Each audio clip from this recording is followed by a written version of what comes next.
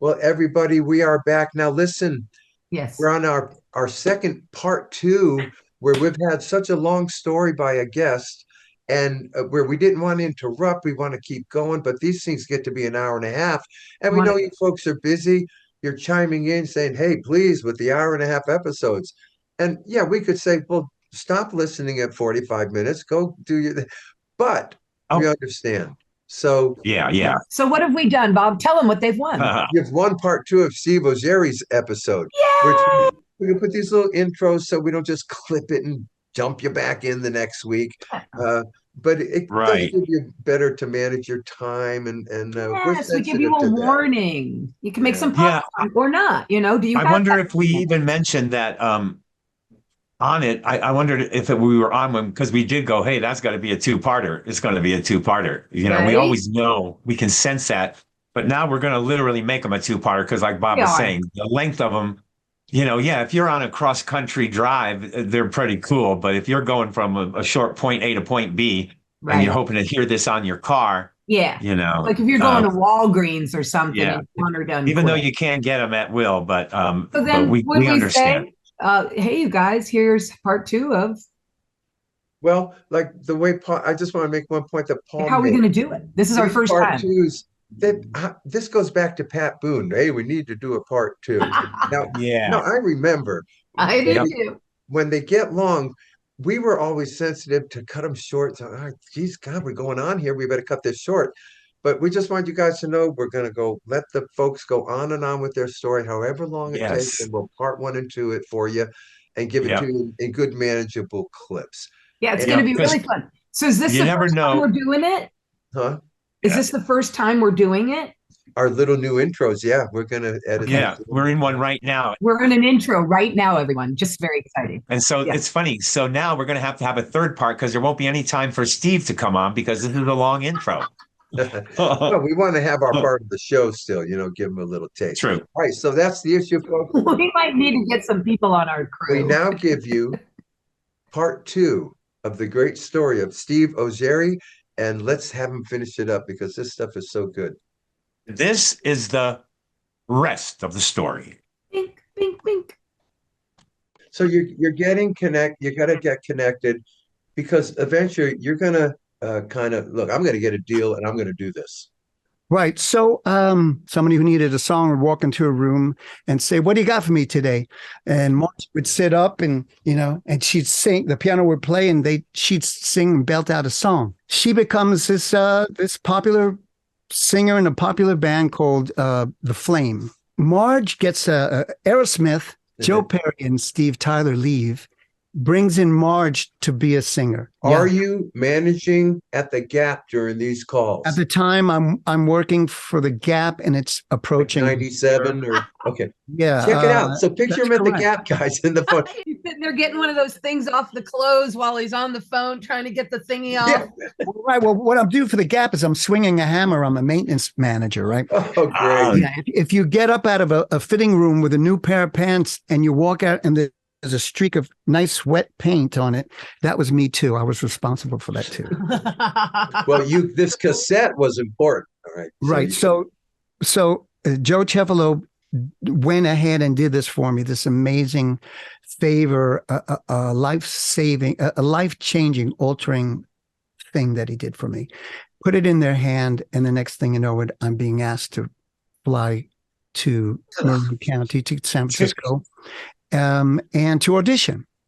So I hadn't sang in a year Oh because my God. for the Gap, and I have no voice. I mean, you guys know Oh, if you don't sing, no. if you don't sing for 2 weeks, if you don't sing for a month, you've got to go to work Is for a it week. true that part of that audition is actually going to be going into the recording studio? Because, most auditions, you just walk in, the band set up, here, there's the mic, let's see what you got.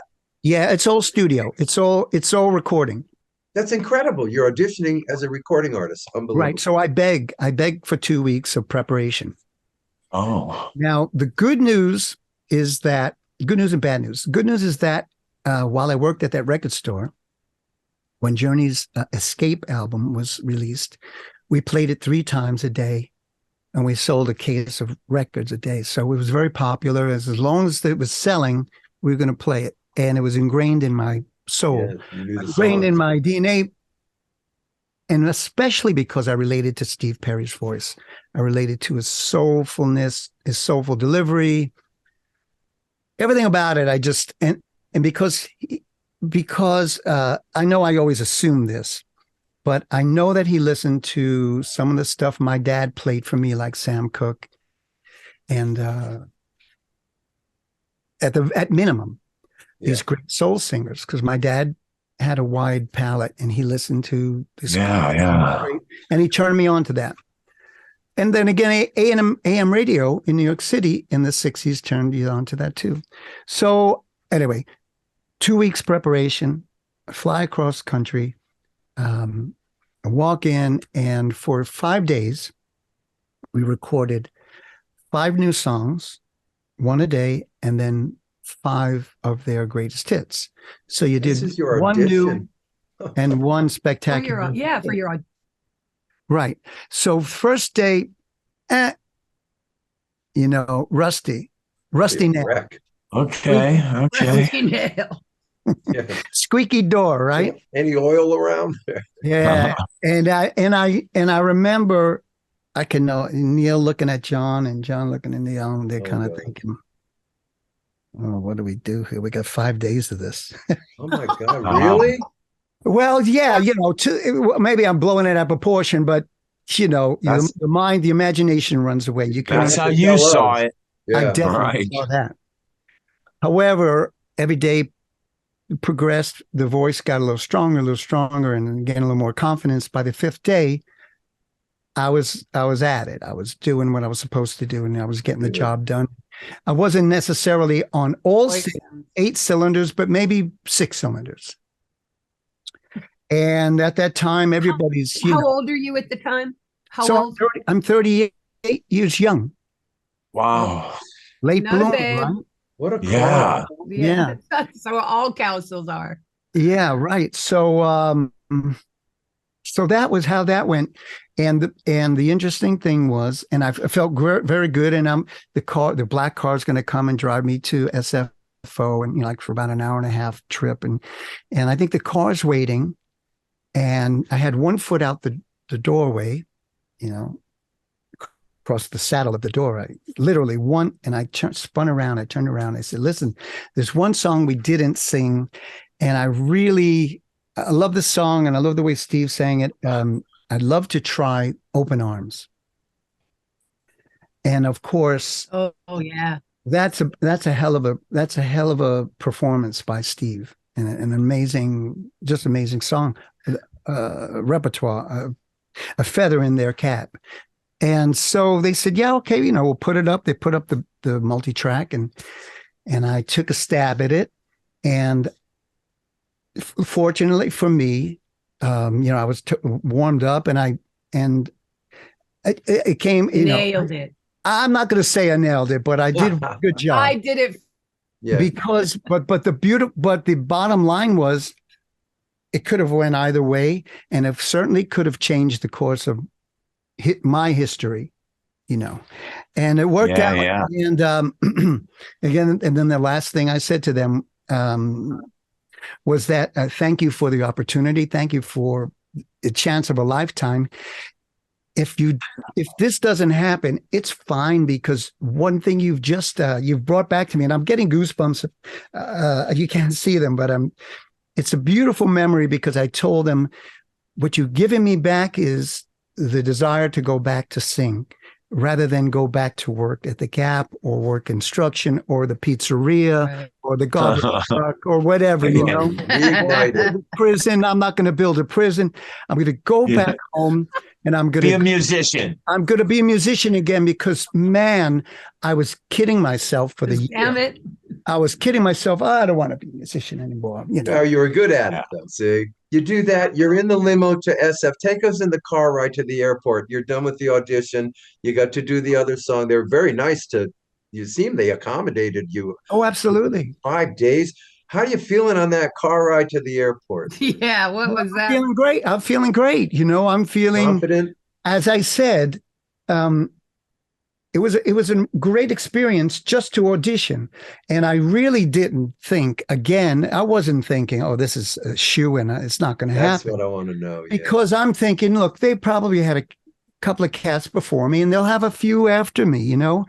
But as long as I did my best under the circumstances, again, not singing after a year, I did a pretty darn good job. And as I said to them, I said, if nothing, I'm going to have a really great story to tell when I go home, especially to tell my grandchildren. I mean, I'll tell my grandkids this, you know. Well, which I would like to ask you, just like, look, if you're a fan of a band and now you're in this position and you connect and you're emotionally connected, you're physically connected, and that multi-track comes on with Open Arms, are you like in karaoke heaven? Like, I mean, like as a person, like that's how I would feel. Like if I was in and You're No Good, I had You're No Good, the multi-track, and now I'm Linda. I just can't imagine what that felt like. Was that a deal, or am I over?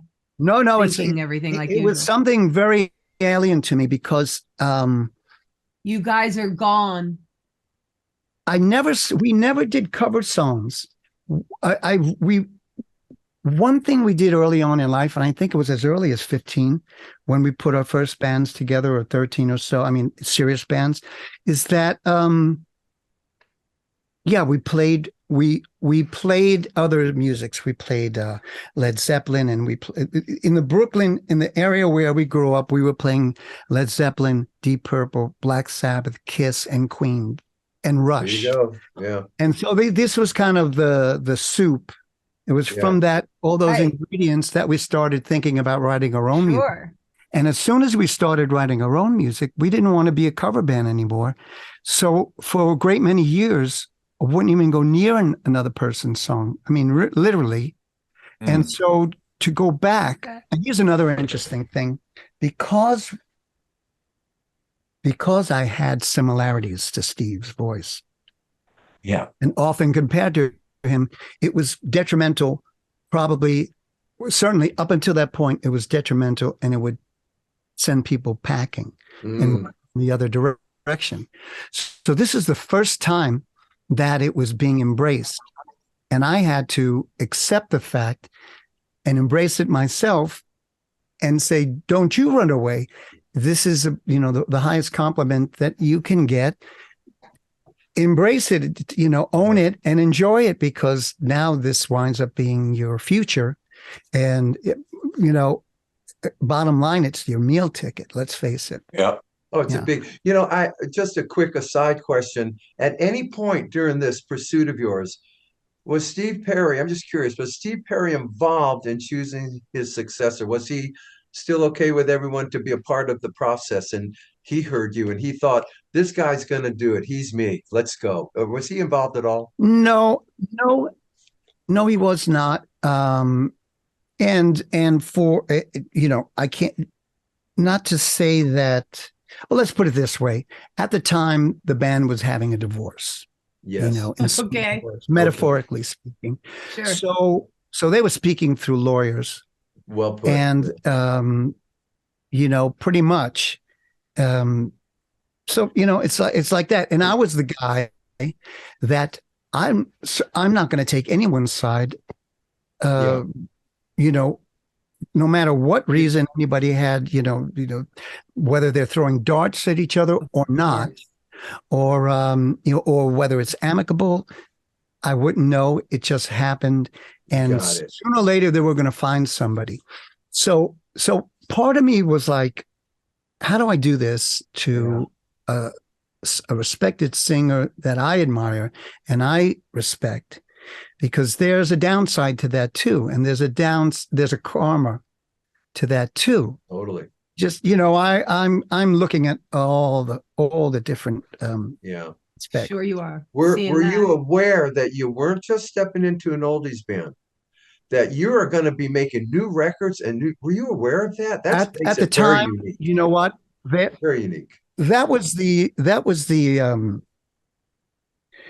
strategy and the approach. The band wanted to continue to evolve, not so much even evolve. They just wanted to stay alive. They wanted to continue to create. uh, Good. especially Neil and John, and probably more so Neil, because Neil's like a shark in the water. He's got to keep moving forward every day, all day, you know. Some people are like that. Okay. You Yeah, know, yeah. he'll have his guitar on 24/7. No people like that. Yeah. Okay, how long and, did you it know, take to get the call? The other thing was the interesting and the difficult thing, the daunting task was how do you sell this to the audience? How do you sell it to their adoring fans for X amount of years? Now, how many years were they around? Well, let's get into it. I mean, what Wow. happened? So you got your first show. The first shows are coming, the first of everything. You're going to introduce yourself to Journey World. How'd it go in the beginning? Yeah, it was it was rough going at first. We started Wow. at 1,500 seat, which for me was fantastic. We did all these great vaudeville houses throughout the country, which was an education. The old theaters. Oh, it was gorgeous. It was walking into these, 100, 150-year-old magnificent. We do them on Happy Yeah. Together. Yeah. Yeah. Okay. Right. So that was a beautiful part. And we were playing to small audiences. And you can bet the folks those 1,500 folks that came to those, and these are like tertiary cities, even secondary cities, not even necessarily the New Yorks and the LAs and the Chicagos. But they came, and, it was lukewarm at first, the reception, and understandably. And we learned and we adjusted, and I learned, psychologically, you got to go out there and you can't go out. First of all, I'm not a boisterous, I'm not that kind of guy. I go out there and I'm kind of timid and meek. And certainly that first year, I couldn't help but be, I'm a little mouse. No Little kidding. mouse. I'd be scared to death. I've got 4 giants on stage with me, and the little white mouse walks out. So, how do you react to that? So you do your best, and you can only do your best. I had a wonderful teacher from out of Boston, Mark Baxter, and he wrote a fantastic book. And I took it with me like the Bible the first year, called The Rock and Roll Singer's Survival Manual. I think it was Survival Manual. And there was wonderful he had a lot of great psychological lessons and messages. And one line basically said, the audience wants you to succeed. They want to have a good time. They didn't put down whether it was $20 back then, $50. They're going to have a good time, and they want you to succeed. Mm-hmm. So Yes. just knowing that little bit of, if there's a grain of truth in that, I'm going to take that to the bank, and I'm going to give that my best, because that's going to work in my favor. And that helped a great deal. Well, that is the absolute truth. Well, so you were a success. You were a success in Journey. You stepped up and you made your way. And now you're 8 years in, and now is it the work, too much work, or your voice? Did you get nodes? What happened to your voice what happens over those to the Journey years? singer guys? Right. Well, I'll tell you what happens. After 8 years of singing, I don't want to say that it was unnatural for me, but I went from, before I joined Journey, I had close to no training.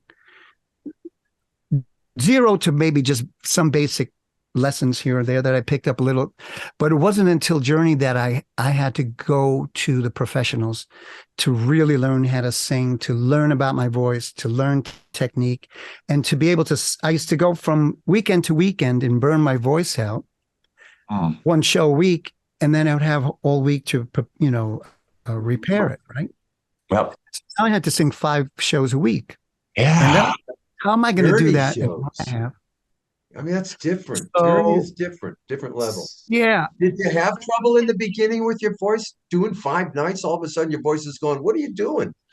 It was pretty good at first. I was doing all right. The interesting thing is, what just happens? What happens the minute you get a virus, or the minute, even just Yes. allergies? I have awful allergies. The moment you have that, and even right now, it's April in New York.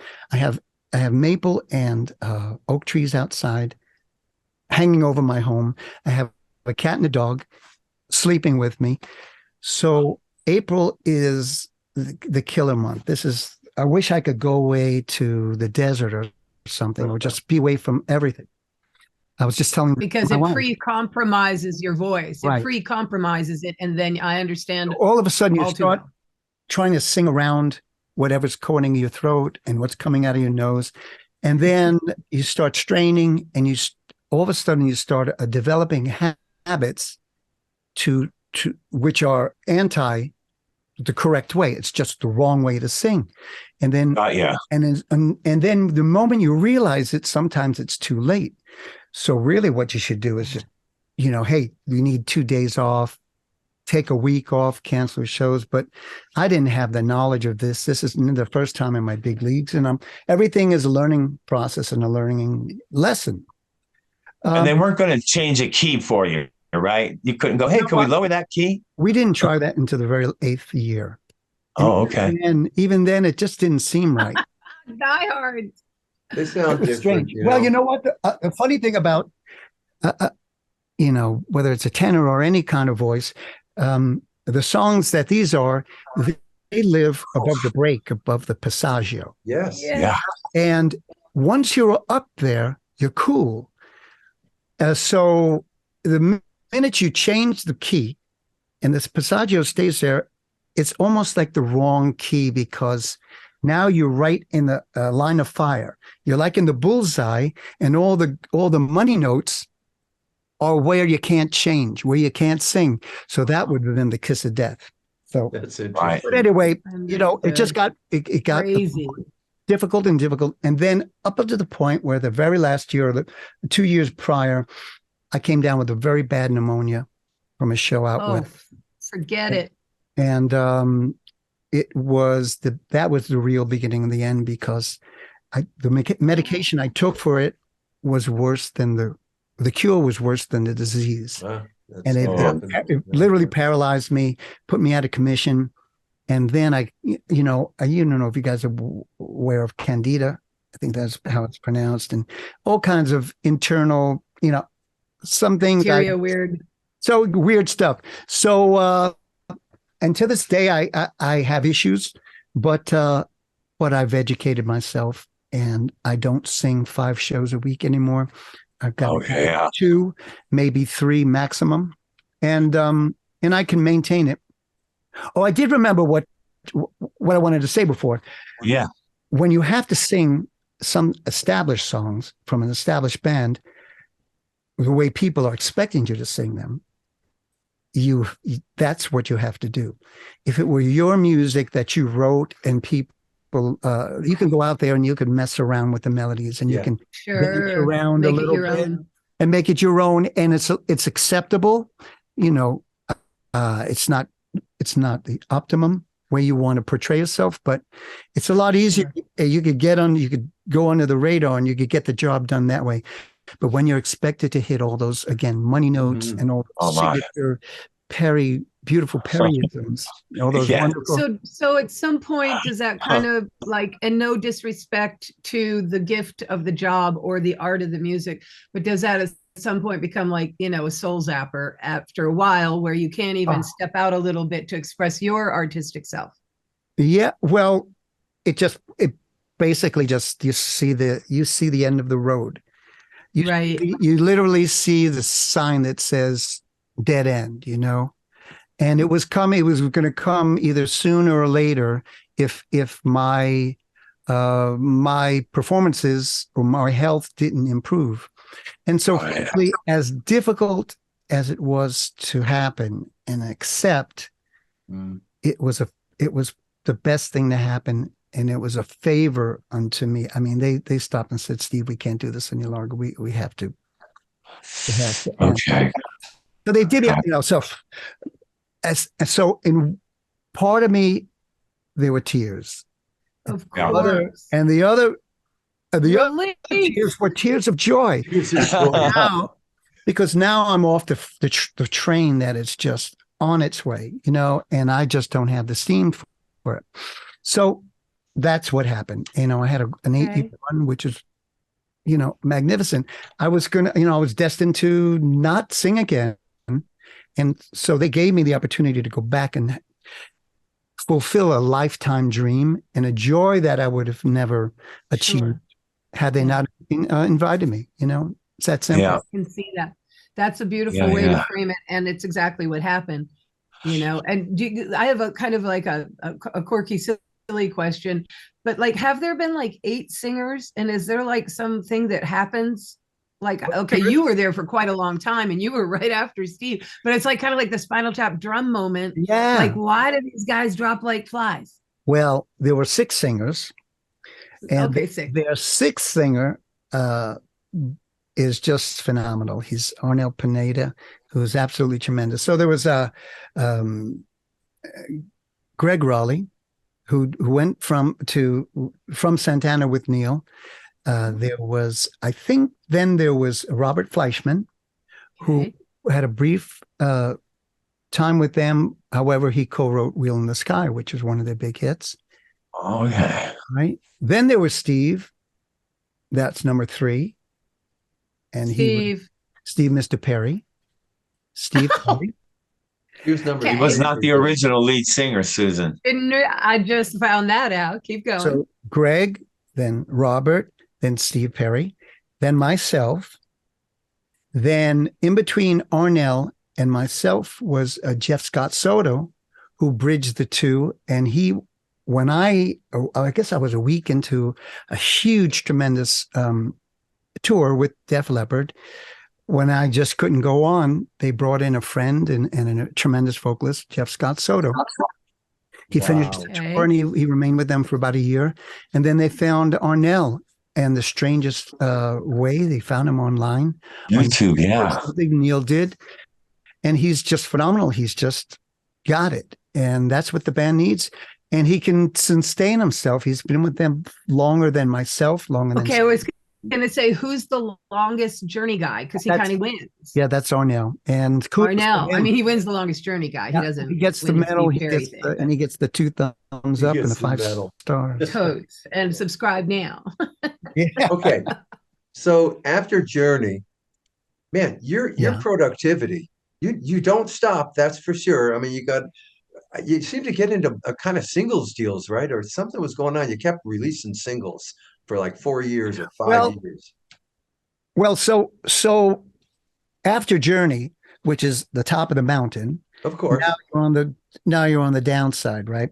And so, of course, the ego is bruised beyond, it's bruised, it's hurt. And so, you have people out there that thinking, oh, this guy's washed up, he's toast. Mm-hmm. So the first thing I do, I said, well, I'm not, because I know I can continue on. And in fact, I just went right back into writing and recording. And I just wanted to make sure that the little fan base that I did, the beautiful people that did support me and accept me during those years, I said, I'm going to give them something to just to hold on and say, hey, listen, this guy's still around. And so I made sure I put out at least 1 to 2 singles, and just, no label, just on YouTube as kids do nowadays. And that's the amazing thing. Anybody could put out music today. And so I did that. And then finally the pandemic hit. And I thought to myself, oh my God, we had the best year we had the Steve Augeri band. Real quick, Gerard Zappa, Adam Holland, Craig Pullman, and now my son on drums, which is wonderful. So we've had the best year we've had in the last 10, 12 years. Oh, that's awesome report. But then we get shut down, right? So that's bad. So what do? You pivot, and of course, when you think the end of the world is nigh, your brain just goes, oh my God, there's plenty to write about. If you didn't have anything to write about last week, all of a sudden you have everything to write about. Life. That's hilarious. The end of life. So, and I had a bag. I mean, I had a bag full of songs that I wanted to see the light of day. And I said, I don't want these to, life in New York City. It was touch and go there for a lot of. So I literally thought, I've been fortunate. If something happened to me, I'd have been cool with it. I hate to admit this, but I said one thing I will not do is my passionate for my art or what I want to create. I will not let die. I will record that, and that's going to be my message in the bottle. I'm going to send that out. Okay. If I have to go, I'm going to leave a legacy. So that's what I did. So that was my idea for 7 Ways Till Sunday, which is basically 7 Ways Till Sunday, whatever it takes to get the job done. Yeah. Yeah. Wait, let me show you that one more time. So this is, there you are. This was like cool. 15 years in the making. Thank you. It was songs that I wrote with Journey, a couple one with Neil, one with John, and then especially when the pandemic hit, we started recording three of us, Craig Pullman and Adam Holland, my keyboard and guitarist, and myself started trading files and trading ideas. And we recorded, I think we wrote half the record that way, which is very interesting. Yeah. And I had some songs. You did the same thing? We recorded together, but mixed separately. I had to bow out. I'm a kinetic human. Well, we were able to get a whole album done as far as all the physicality of it, right before COVID hit. Wow. And then during COVID, it took us those 2 years to mix it. We had to do it online with Frank Filippetti, who was in New York. Frank's my man. He mixed, he recorded Told Stories. He's such a wonderful human being. We love Frank. Frank's amazing. He did Rhythm of the World for us. Him and Greg Calby mastered it. Record, wow, Greg, that mastered disc? Yeah, Calby mastered it. Greg Calby mastered it. Yeah, what mastering house? What's that? Where's Greg work out of? New York. They're in New York. Yeah, I'm wondering what house. Was it Master Disc or whatever? Oh, I think it was. Yeah, I think Frank did our mix from his new house in Connecticut. Okay, that's right. And Greg, I think Greg mastered my Told Story record too. That's awesome. Frank bought my son his first Lego set. Wow, and, you really got to know him. I had a copy of it here, but I can't find it. I'm sorry. And then he taught me how to drink espresso, which was not a good thing because I just went to I just went to the doctor and he said, you've got terrible reflux. It's killing your voice. I just went from 4 double espressos down to 1. So, oh my gosh. Wow. Frank, you did it, Frank. Espresso. Frank Filippetti, the espresso pusher. Yeah. Okay. All right. So today you have the Steve Augeri band, right? You got your own band with your name and everything. You're going out this summer, correct? Yeah. Yeah. Are you going out with Bret Michaels? No. So we've been the Steve Augeri band for the last 10 plus years. It could be 12, but don't hold it against me. And and it's been wonderful. And every year the business gets better and the word's out there and so the snowball happens and until the pandemic. And then 2 years off, did the record. And last year I had a bang up year. And this year I get a phone call from superstar Bret Michaels, whom I've worked with on occasion here and there for over the last 10 years. Oh. And Bret and I, fortunate for me, we kind of had a connection and we just like each other. He liked my style. I love his style. And he felt comfortable enough to invite me to he's got this great thing called a Party Gras. Yeah. And he's got a Starship and Night Ranger. They're going to do the 2 opening acts. And then during his show, he's going to bring Art McGrath from Sugar Ray.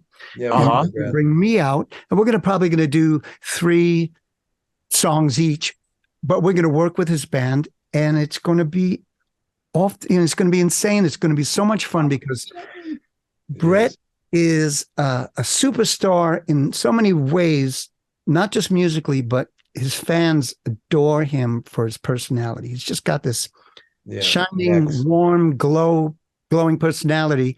And I'm not saying he just grabbed us too because he feels comfortable with us. And I can tell you, Mark McGrath has that same light. He has that same energy. Look, I can't Yeah. wait to hear it because you're kind of lit up talking about it. And So he that's gives, pretty they give it cool. to me. So we're going to go up there and, I'll give them the top 3 or 4 Journey songs, and Mark will do it. Okay. And then, of course, Brett he just 200%. The guy's incredible. Great Do me a man. favor and tell Jack from Night Ranger I said hello. Oh, The- Jack's wonderful. So the package tours are happening. And this is your summer. Is it like 3 months? How many cities? No. So it's just a month of 3-day weekends. Okay. So That's reasonable. 12 shows. And then, that's it. But for me, I haven't done a proper tour like that since, over 15 years ago with Journey. So, Wow. it's going to be exciting. Great. We had to And you have ask to you- leave. You have to leave your son behind, though, huh? That's correct. Yeah, Yeah. that's hard. But the good news is that, and bad news that it's only in the only on the Northeast, Okay. mainly the Understand. Northeast. Maybe I don't know how far south we go. Okay. Yeah. Virginia certainly. I don't know if we get as far down to Florida. I wish we did. Yeah. But that's it. You'll be all right. Everyone will survive. That's cool. Hey, we Yeah, have to ask you, Ted Nugent, did you get Yeah. to know Greg Smith at all? He's the bass player of Ted. Check it out. Check it out. I've heard so many wonderful things about Greg Smith from Okay. Yeah. from so many walks of life in this business. And I finally Maybe. just met him. I don't know if it was 2 weekends ago. Wow. Oh wow. I don't know if I can even. Wow. Oh, I do remember where. We were on a cruise. We were on the 70s rock and romance cruise. Okay, all right. Oh yeah. Okay. Flower power. He We right do the before Flower that. Power, which was right after it. were you on that one? Were We you did there? Flower Yeah. Power. So did we? You didn't? Did you feel any of our energy? Because we were Yes. on. Yes. There 300 were of you came crossover on people ours. who had come from the 70s cruise. They call it a double. What do they call it? Back to backers. That's enormous. By the way, we were so paranoid about being on a boat in general. Was your Never first had one, huh? been on a cruise that long, and we had such a blast, and the folks were such a blast, Oh, Isn't it? man. Yeah, yeah. we love it We too. love them. and they were so good. Maybe it's because they're mature, like myself. Nobody's falling over you. Everybody's respectful. Yes. And- yes. I think it's the nature of the people who go on these things. What do you got, Polly? Well, But- what I got is that sorry, Steve, but to your point, as we get older, our minds do not go into categories anymore. We're not hard rock music fans. We're not Tom Petty. We're not the Journey. We're All of loving it. all of it now because Yeah. our minds aren't putting things in categories. So maybe it goes. Plus, it back taps to- into all of our memories. Yeah. It's almost You like can't avoid all the music. going back from when I was a kid listening to AM. Then you get categorized all through the middle of your life. Then you get all of a sudden Right. you go back, and it's back Yes. into the beautiful melting pot, and everything lives Yeah. together. And if you're Yeah. an artist, they've got you in this, like, what kind of music do you play? And it's like, you know what? I play Right. music. Leave me alone, you know? And Greg Smith is actually going out for 62 dates with us this summer. Wow. on bass. Yeah, we're going to spend the summer with Smitty. So I met Greg, and what a wonderful guy and a great Oh, player. yeah. Yes. And he was playing with something called the Gilmore Project, was doing all this Pink Floyd stuff. And Oh, he's yeah. just He's you know, amazing. singing, a great player and a great singer, and a great person. A great Listen, he personality. kills. He rips Indian Lake. Yeah. Well, He's I just a- Greg have to rips say Indian something. Lake. As musicians and career lifers as we are, this is a guy that has something that is so special because he's been able to survive and play with so many people, and so desired because Yep. Yep. Steve, And it's working. that takes me all the way back when you said, and there was one bass player. When you were a kid, 10 guitars, Oh. right? You know what? You know what the other clincher is? He could sing. Oh, yeah. He can. Oh, yeah. And Greg, we play with a lot of bass. We got the kind of John Montagna. He's kind of smooth. and we got the Neil Young guy with the thumb. He does that, but Greg's a Barry Waller, he's all like of a those guys. fist player to us. He's like, boom, Yeah, boom, he's boom. our hard rock Indian Laker. Yeah, he Yeah, hard rocks yeah. us up. Yeah, Ted Nugent. Yeah. Right. Yeah. Well, Right, listen, right. Steve. Well, With yay, everybody. Smitty. He's played with everybody. Oh my God. All Listen, right. you guys, everyone go out and find, look, everything we've talked about with Steve, of course, is online. You got to go read about Steve, and there's so much more to it. I wish we could have 5 So much hours, more. but it doesn't Hey, work that way. About my record, 7 Ways Till Sunday. Getting back to that, growing up with a diverse palette and being exposed to different music coming from different directions and from different peoples and different cultures. So the record 7 Ways Till Sunday, I purposely tried to make it a diverse record in that it has a different flavor. Each track wants to be a Cool. different Nice. personality. And that could be the kiss of death. But for me, that's the kind of record I want to buy. When I grew up, well, I really loved the Beatles. I loved them. I loved them. I loved them. And I loved them because each member brought something different to the table. A different voice, literally the different voice and a different style. Everybody had their style. And I love that. And I wanted to do that as best as I could when I finally got an opportunity to do a solo record. So this is my first solo record. That's a good album. That is awesome. And where can And you get it everywhere? Where can we find you? Where we can find very good all of question. I appreciate that, Bob. Digitally, all you guys, digitally, it's the usual iTunes, Amazon, and Pandora, Spotify, all that sort of thing. But if you go to my website, there's a link and it will take you to my Steve Augeri official store, which is another new thing to me, selling merchandise, obviously. But that's and we sell a autographed copy too, which I'm always happy to autograph. We have to reinvent as we go along on account of our music is free now, so no worries there. And Oh, that's goodness, you're not kidding. SteveAugeri.com, right? That's your website. That's correct. SteveAugeri.com. That's correct. Sweet. Hey, people, go down the wormhole with Steve. You gotta just go. This has been incredible. wonderful, This story- Steve. You will be. I was so exhausted for you and for me about everything that you've done. I was going, man, this guy, how does he keep it together in his brain? Reading it was tuckering. I have to tell you, And then he did. I am a non-ambitious dude. As I said earlier, from my neighborhood and my family, my dad, we were underachievers, just bottom line. So for me, I've been fortunate and I've had someone, be it the creator, if there is one, I hope there is one, or something, some energy in this beautiful world of ours that has just opened doors sooner or later, sometimes a second time and even a third time. So there's never give up hope if you're out there. You still have a dream. We agree. We are. That's right. Yeah. But you have to keep going. You have to continue to dream. Yes, That's absolutely. the toughest part, because it is. Usually if you dream and you are one of them to the end, there's a little carnage around you through your life. Yeah, and you take. You know what I'm saying? Yourself. I don't know how to put it, but we all have scars. No, you put it well. okay. No, you're perfect. You're not kidding, man. You're not kidding. Yeah. You take anyway, it with the bad. So it's just been great to visit with you. Yes, thank you, Steve, so much. We share our Paradise Artist family with Steve, and that's where we Correct. found him and saw him. And Our mutual friend Bob Burke and Howie Silverman. Bob Burke. You know the shout game. out. Shout out to the boys. And, all right, boys. Speaking of boys, I'm out of here. Thank you, Mr. Steve. It was awesome. Susan, Paul, Bob, thank you. It was wonderful to meet you. It was.